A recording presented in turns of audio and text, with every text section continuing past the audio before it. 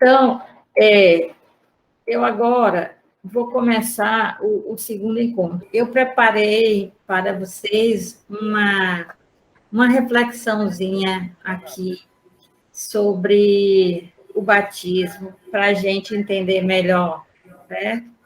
Vou começar, então. E é tirado da carta de Paulo aos Romanos, para ajudar vocês a entenderem melhor.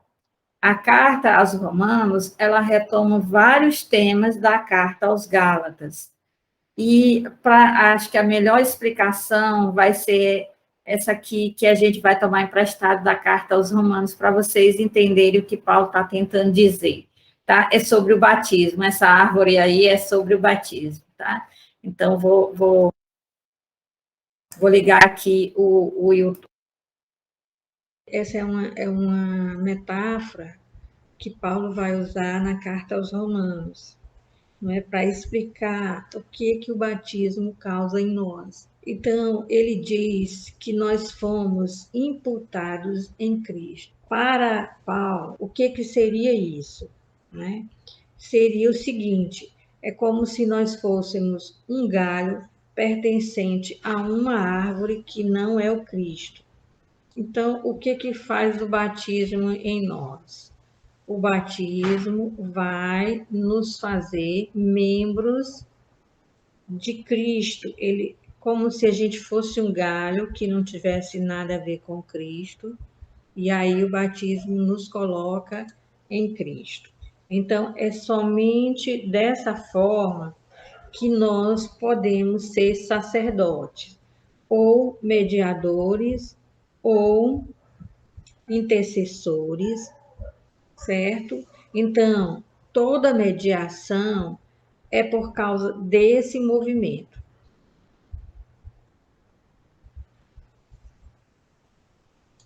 Toda mediação de Maria, dos santos, qualquer mediação é por causa disso, é porque fomos colocados no corpo de Cristo, tá certo? Então, somente assim é que somos sacerdotes, como membro do único sacerdote que é Cristo. Não há como ser mediador ou ser intercessor, porque somente Cristo é Filho de Deus e ser humano, tá? Então não tem como ninguém ter sido vir a ser sacerdote em sentido estrito. Em sentido estrito, somente Cristo é sumo sacerdote. Então, Paulo usa duas metáforas para explicar isso, não é? Então, o que acontece? Ou aqui tem um corpo humano que eu coloco um membro, ou aqui tem uma árvore e eu coloco um galho. É só assim se pode ser sacerdote. Então, há um só sacerdote, há um só sacrifício, só tem um sacrifício que existe. É o sacrifício de Cristo, a oferta da vida de Cristo que ele fez, não é? Quando entrou no céu, quando teve a ascensão, e ele entregou ao Pai toda a obra que ele fez, toda a vida dele, tudo que aconteceu, certo? Então, a oferta de Cristo, ela não é só na cruz, ela é todo o mistério de Cristo é ofertado. E é ofertado uma vez para sempre, tá? Então, isso aí é que a gente precisa saber sobre o sacrifício. Então, é um só sacerdote, é um só templo, é um só altar, é um só sacrifício, tá? Então, o sacerdote é Cristo. E ele é o único sacrifício que existe, que foi feito uma só vez. Não vai ser repetido, não se repete. A Eucaristia não é repetição do sacrifício de Cristo, ela é atualização do sacrifício de Cristo. Mas a Eucaristia é o único sacrifício quando ele entregou tudo não é? Nas mãos de Deus. Quando ele entrou no santuário celeste e entregou tudo nas mãos de Deus. É isso, tá? Espero que tenha sido, essa parte do sacerdócio tenha ficado clara. Então, eu coloquei aí essa figura da árvore e do galho que está sendo enxertado para que a gente possa ter uma ideia do que Paulo está tentando argumentar, certo? Veja só, para ele, os gentios e, e os judeus também, né? Eles são galhos que foram enxertados, né, nessa árvore. Ele fala disso na carta aos Romanos, no capítulo 11. Ele fala de uma oliveira, né? A árvore da azeitona. E ele pega uma coisa que era muito comum naquela época, para os produtores de azeite. A árvore da azeitona, ela, às vezes, alguns ramos, alguns galhos, não tinham bastante frutos, não nascia quase nada. Então, o que ela fazia? Eles retiravam aqueles galhos que não estavam produzindo a quantidade de frutos que eles esperavam. Eles pegavam os galhos da oliveira silvestre, que não é a oliveira verdadeira, né? Vocês podem ver isso lá em Romanos 11, 16, né? Vou compartilhar aqui para vocês poderem saber a citação. E o que acontecia? Aqueles galhos que era da oliveira, a oliveira brava, não é? Quando eram enxertados na oliveira verdadeira, eles passavam a produzir as olivas, azeitonas verdadeiras. Ficavam cheios de frutos. Então, se enxertavam muitos galhos na oliveira para poder ter uma produção melhor de olivas e de azeite. Então, ele vai dizer o seguinte, essa árvore aí é o Cristo. E nós, quando nós somos batizados, nós passamos a fazer parte do Cristo.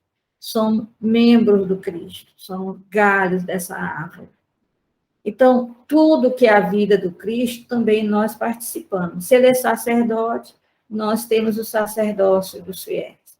Ele é profeta, nós somos profeta, etc. Mas também nós temos que viver a vida que ele viveu. Nós não podemos produzir frutos estranhos. Quando os galhos são enxertados na oliveira, passa a produzir olivas. Igual como todos os outros galhos verdadeiros. Então, para Paulo, o que acontece é o seguinte, aqueles judeus que não aceitaram o Cristo, né, aqueles judeus que não aceitaram o Cristo foram os galhos que não produziram frutos. Então, eles foram retirados. E aí foram colocados esses novos galhos, que são esses de outra cultura.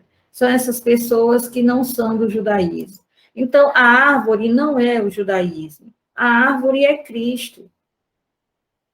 Tá? Então, os cristãos, eles não precisam circuncidar para fazer parte da árvore do judaísmo. Porque a árvore do judaísmo não salva ninguém. Então, o que acontece? Judeus e quem não é judeus precisam ser enxertados em Cristo. Precisam fazer parte dessa árvore que é Cristo. E isso quem faz é o batismo. Sei que muitas pessoas, essa é uma carta que fala muito sobre o batismo, e ela é muito importante para a catequese de iniciação à vida cristã, né? Porque para a pessoa entender que as pessoas, elas pensam primeiro que o batismo apaga o pecado, mas o batismo apaga o pecado porque nós fazemos parte do Cristo, então nós nos tornamos uma vida nova. Antes, nós estávamos desligados, e agora nós estamos fazendo parte dessa árvore. Não é? Então, a vida passada não interessa mais. Nós agora produzimos esses frutos, que são próprios os frutos do Espírito, os frutos que a árvore de Cristo produz. Não é? Então, a vida é nova, é outra vida. Não sou mais uma oliveira brava, não sou mais um galho separado. Eu agora sou um galho que faço parte dessa árvore de Cristo, que é a comunidade dos seguidores de Cristo. Não é? Aqui nós chamamos igreja. Tá? Então, isso aí é que é importante. Essa membridade, é ser membro. Não é? Isso aí é a ênfase que se deve dar. E aí, tudo que é próprio do Cristo, nós passamos a também usufruir. Não é? Então, porque nós estamos recebendo dessa seiva, que é o Espírito Santo, o mesmo Espírito que estava nele está em nós. Não é? Os carismas, não é, que são próprios do Messias, estão em nós. Então, essa membridade aí é muito importante, porque as pessoas acham que a primeira atividade do Espírito não é nos tornar membros de Cristo, e é. Então, nós participamos de tudo que constitui a vida do Cristo, de sua morte, de sua ressurreição. Paulo diz, estou crucificado com Cristo. Né? Crucificado com Cristo porque eu vivo essa vida agora com Cristo, eu estou enxertado nele. Então, a circuncisão não tem sentido. Né? O batismo já nos colocou em Cristo, e Cristo é todo de Deus, Cristo é a oferta de Deus. Então, quando nós celebramos a Eucaristia, aquela árvore toda é ofertada a Deus. E nós que somos galhos, somos ofertados, porque é a árvore toda que é ofertada. Não é? Nossa vida é ofertada. Não é? Quando a gente faz algo, a gente faz juntos. Quando a gente reza, é a igreja toda que reza. Quando a gente exerce aquele nosso carisma pessoal, é a igreja toda, porque todos os ramos estão interligados. Não é? Se um ramo balança, porque tem vento, o vento balança todos os ramos.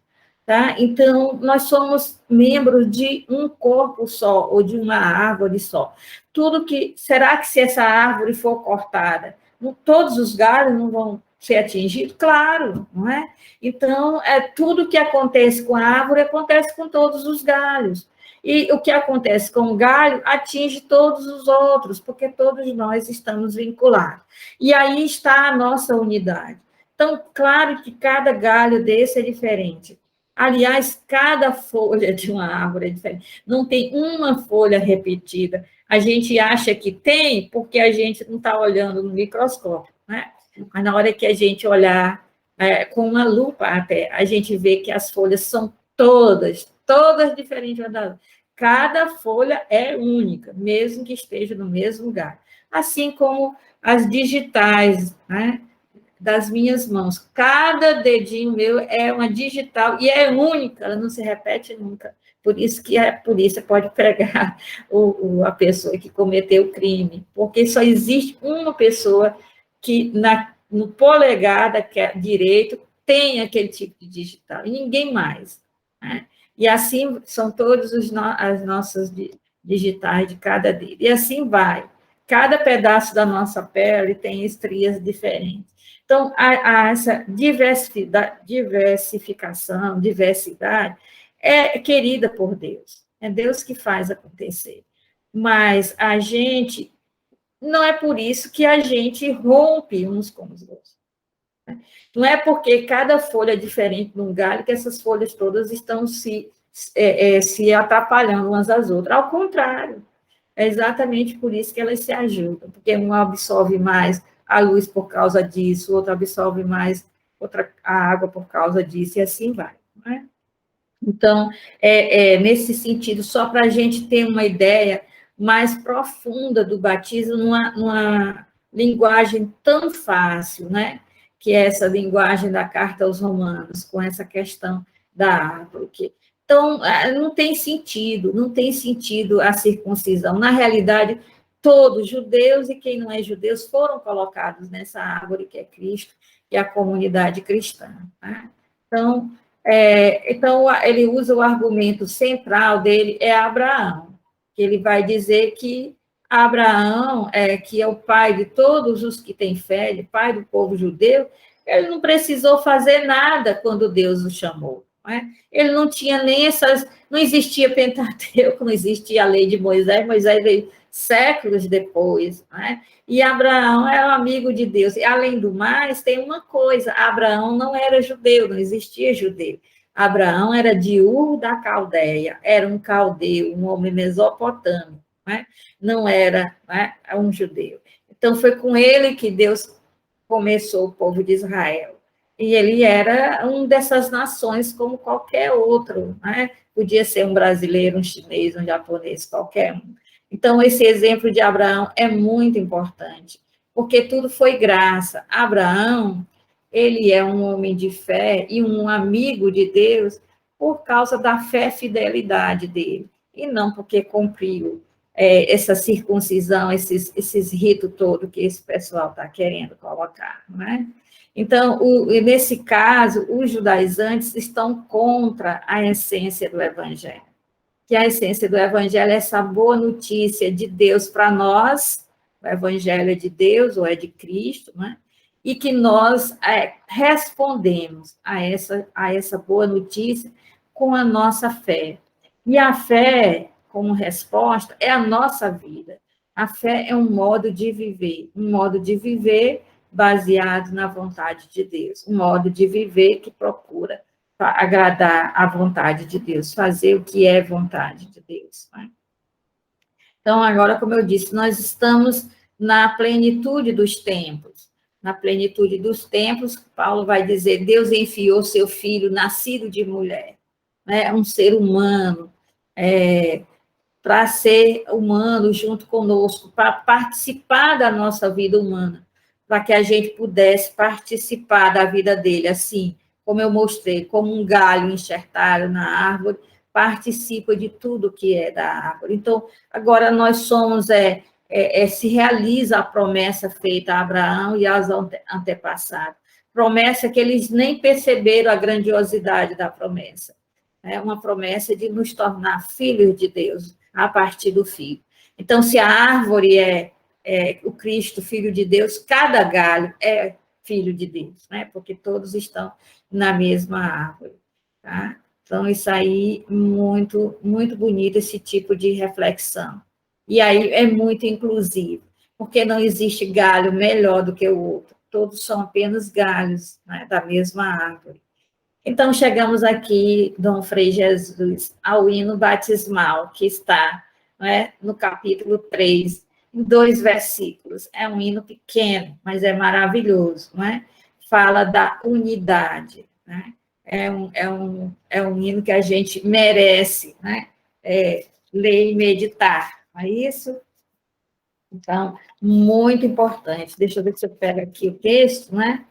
Para a gente conversar sobre ele. Se você está aí com sua Bíblia, pode pegar a carta aos Gálatas, no capítulo 3, no versículo 26 até o versículo 28. Se alguém quiser fazer a leitura no microfone para todo mundo, pode fazer. Se não, eu posso também fazer aqui a leitura. É um hino que fala da passagem de escravos a filhos. Como é que nós nos tornamos de escravos por causa da lei, né? Debaixo do poder da lei, somos escravos. E aí, nós passamos pelo batismo a ser filhos. Então, no versículo 26 diz, todos vós, pois, sois filhos de Deus pela fé em Cristo Jesus. Se quiser ver isso aí pela Bíblia, a Bíblia pastoral, não é?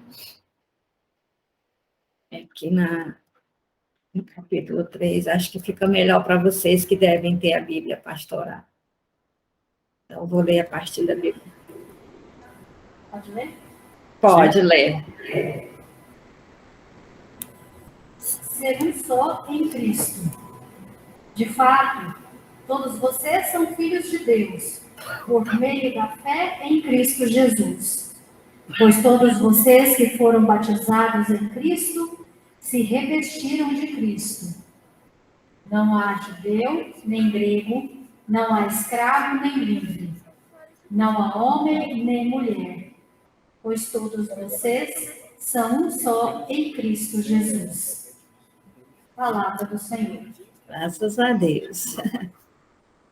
Então, e aí ele conclui o hino com as palavras dele, dizendo: e se vocês pertencem a Cristo, né, se todos vocês, no nosso exemplo aí, da carta aos Romanos, se todos são galhos dessa árvore que é Cristo, então vocês são, de fato, da descendência de Abraão.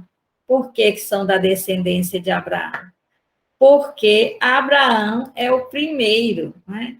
Abraão é o primeiro a dar origem a esses que creem no Deus vivo e verdadeiro, como Paulo gosta de chamar, né? Então, Abraão, pela tradição de Israel, Abraão foi o primeiro homem que creu, que acreditou no Deus Pai de Jesus Cristo, né? O Deus vivo e verdadeiro, não os ídolos. Enquanto todos serviam ídolos, Abraão deu o pontapé inicial. E todos que tiverem fé nesse Deus serão considerados filhos de Abraão. Os judeus da época de Paulo já diziam isso. Quando alguém se convertia ao judaísmo, recebia no nome a expressão filho de Abraão, né? Então, recebia um nome judaico e a expressão filho de Abraão. Digamos que alguém se chame Júlio, que é um nome latino muito comum, né, porque foi o nome do imperador, Júlio César, muito famoso. Então, digamos que alguém se chame Júlio, um homem se chame Júlio, e ele se convertesse ao judaísmo. Ele deixaria de usar o nome Júlio, receberia um nome hebraico, como, por exemplo, o nome José, né? É um nome hebraico, Jacó, Samuel, né? E ali ele colocaria, né? Digamos que ele assumisse o nome José, ficaria José, filho de Abraão pela fé. Por quê? Porque Deus disse a Abraão: eu serei uma bênção para ti, e através de ti eu abençoarei todas as nações da terra. Então as nações todas, né, serviam aos ídolos, aos deuses falsos. E Abraão servia ao Deus vivo e verdadeiro. Então, o que aconteceu? É que Deus se tornou uma presença dentro do coração de Abraão, uma bênção, uma presença. Então, Abraão cedeu um lugar no seu coração para Deus estar presente. Então, onde Abraão estava, Deus também estava, porque Abraão estava sempre com Deus no coração. Então, o que acontece? Através de Abraão, Deus abençoava as nações, ou Deus estava presente no meio daqueles que não conheciam Deus. E agora, esses povos todos, eles estão aderindo, estão adorando o Deus de Abraão através da fé em Jesus Cristo. Estão se tornando essa árvore frondosa, não é?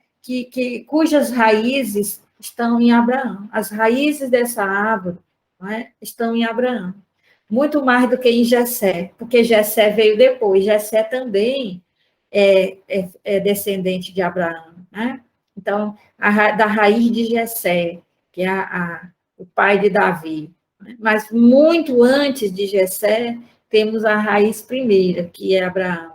Então, Paulo argumenta a partir daí. Então, o batismo, se o importante para os judaizantes era tornar todas as pessoas membros do judaísmo para depois seguir a Cristo, isso é uma bobagem, porque quando eles aderem a Cristo, eles se tornam um galho enxertado em Cristo. E a raiz dessa árvore que é Cristo é Abraão, que é o primeiro deles, o primeiro a quem as promessas foram feitas. E agora é a realização dessa promessa feita a Abraão, né? Então, esse hino batismal, ele vai cantar a unidade, né? A igual dignidade das pessoas, certo?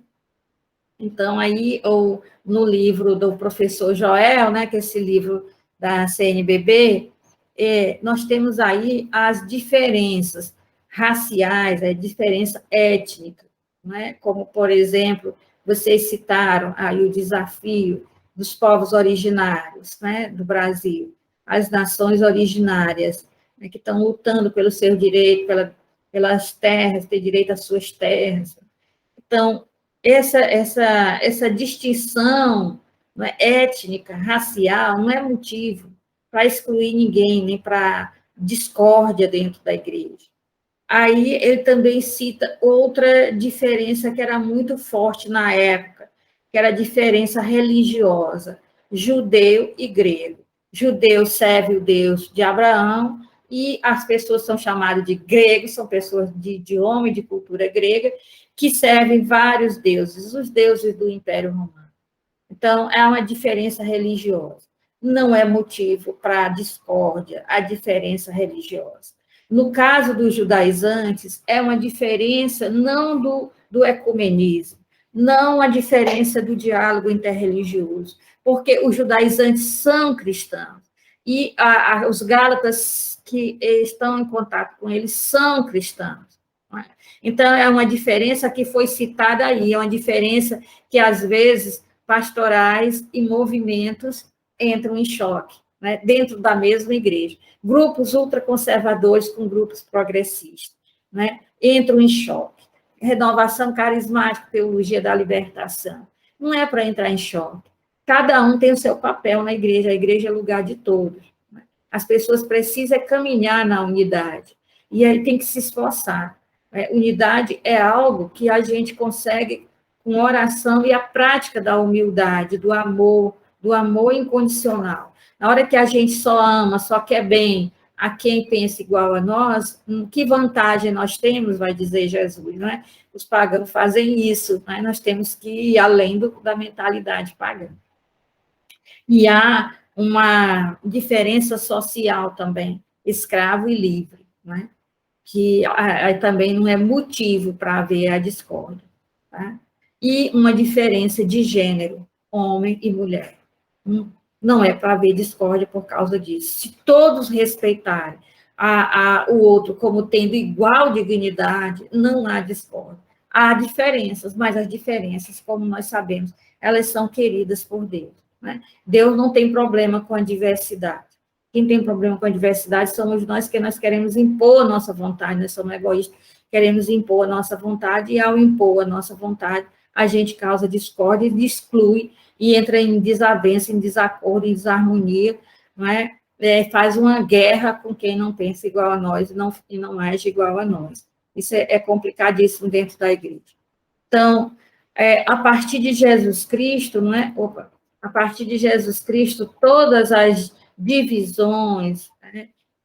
As distinções que eu quis dizer aí, saiu divisão, todas as diferenças, né, as distinções entre os seres humanos deveriam desaparecer, e com isso também as divisões, né? Não as discórdias, as brigas, a desunião. Então, e aí um texto maravilhoso, um texto muito bonito, para quem acha que Paulo é machista, né?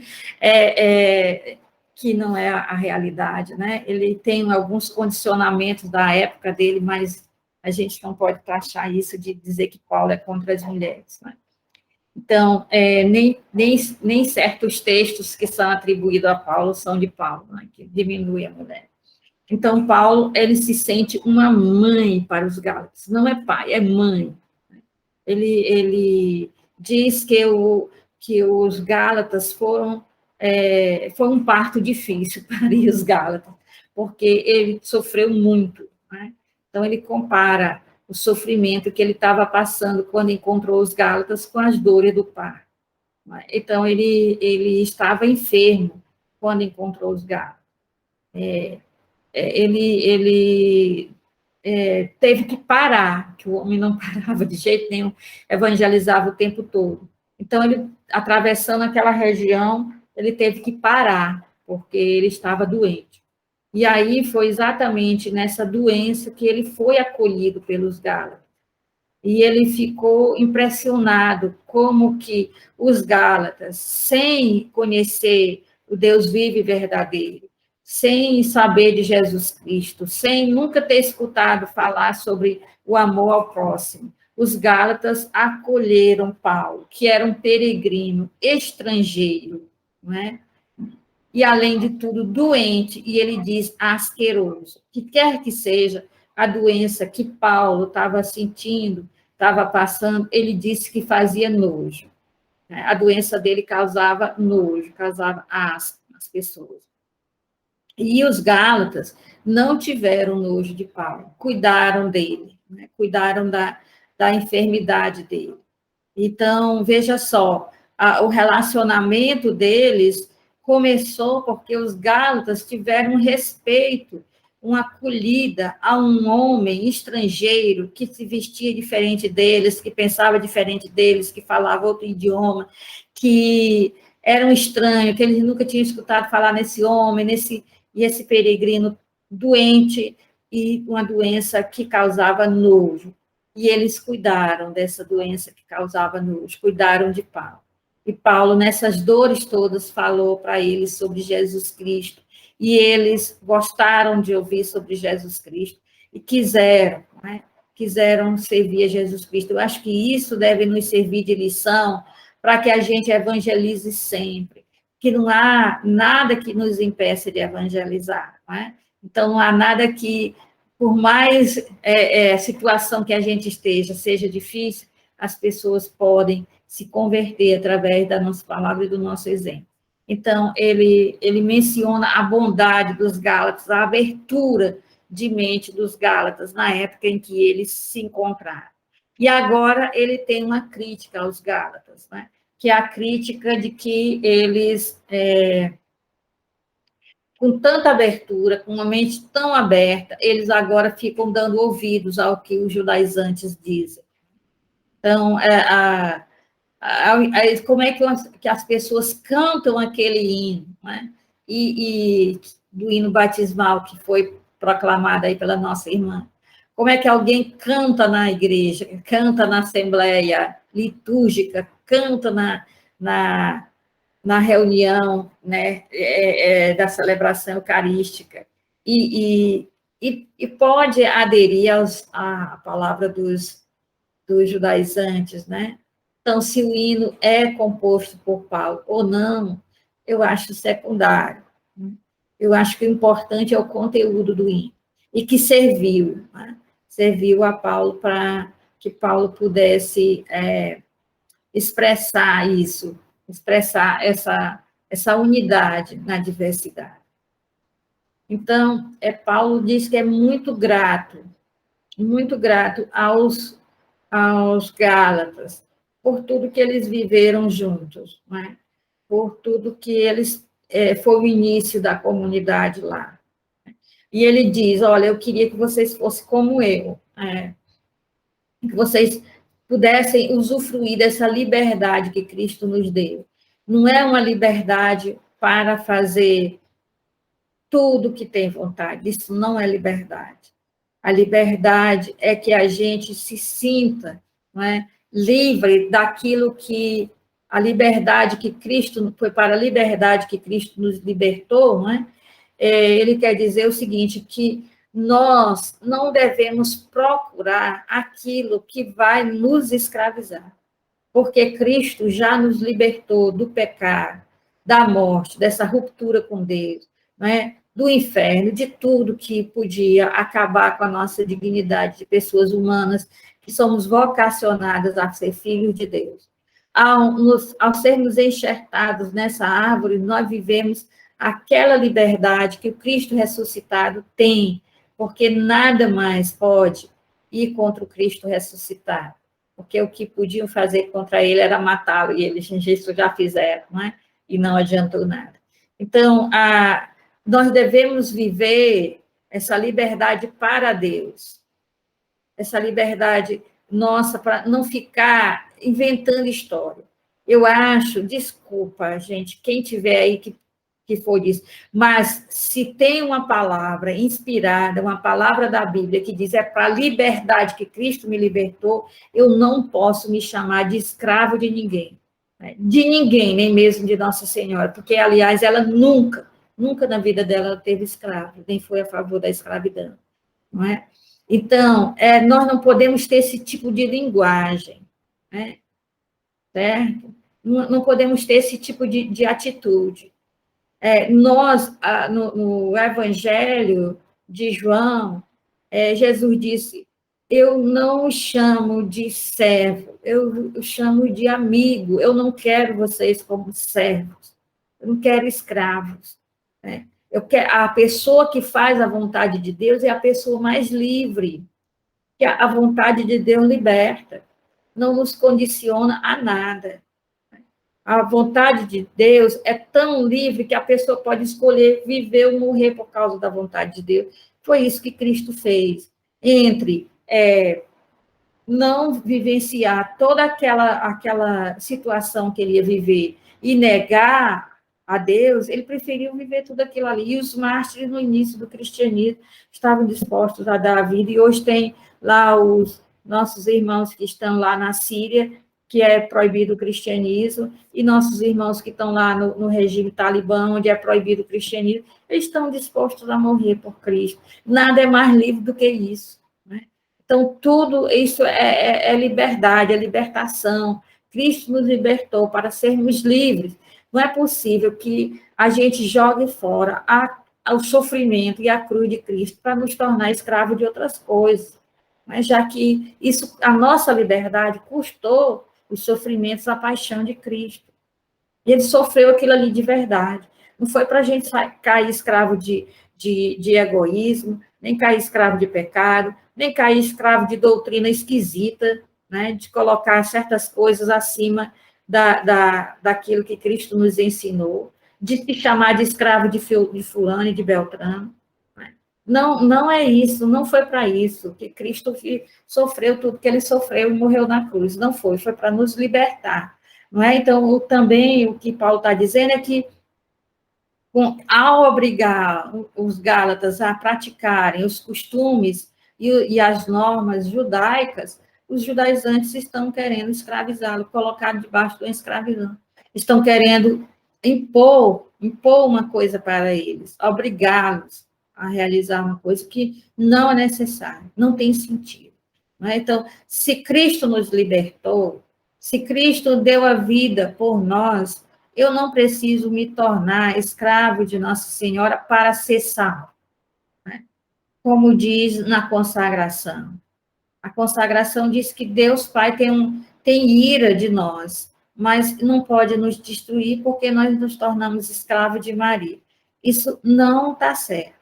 São Monfort, a única coisa que ele queria era nos consagrar a Cristo através das mãos de Maria, e não que a gente usasse corrente, ou se chamasse escravo de Maria, ou qualquer coisa nesse sentido.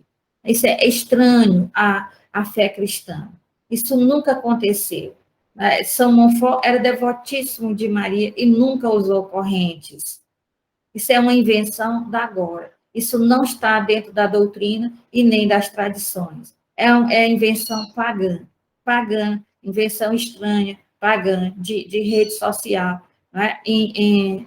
Querendo entrar dentro da igreja católica, tá bom? Então, a gente toma muito cuidado com essas coisas, porque as pessoas são muito vulneráveis a essas coisas que ninguém sabe quem foi que começou, alguém inventa uma esquisitice, um padre inventa uma esquisitice por aí, se torna famoso, e aí todo mundo segue aquela esquisitice. Não é isso que é a fé cristã.